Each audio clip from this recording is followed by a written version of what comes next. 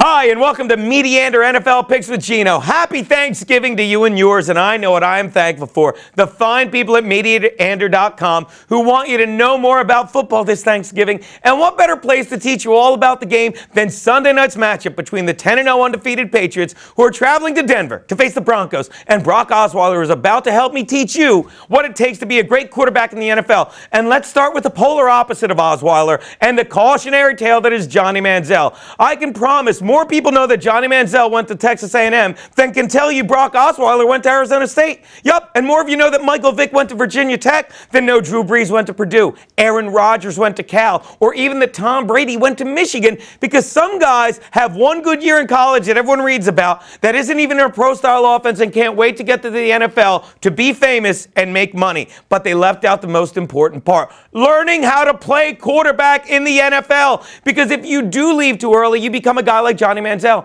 And rather than admit you stink at the game and need to focus on your game, you go into rehab without really wanting to get better, as much as you want to convince people that the booze in your system is affecting your play, when really it's the booze from the crowd that remind you you're a fraud.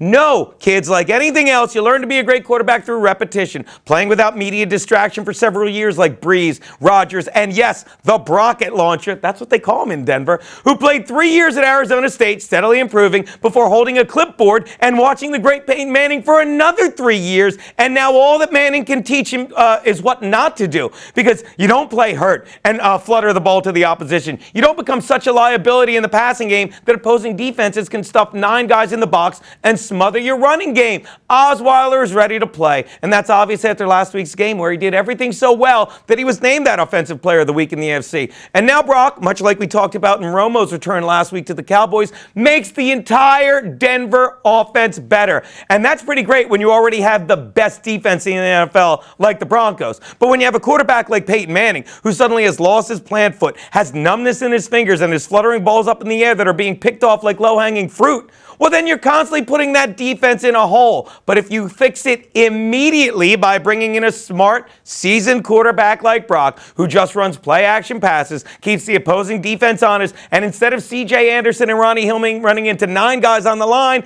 suddenly they have open running lanes with only 6 or 7 there, and they both averaged 4.9 yards a carry last week against the Bears. Well, now guess what? They're playing a home game against the Patriots, who, let's face it, in their last 2 have not looked impressive. On the road against the Giants, they barely won at the end. And then last week, we saw it Monday night, they only won by 7 at home against a weak Bills offense. Well, now they come off a short week, and they're playing the best defense in football on the road. Not a good combination. And it's hard to go undefeated, as we saw this past Thursday in Carolina and Dallas.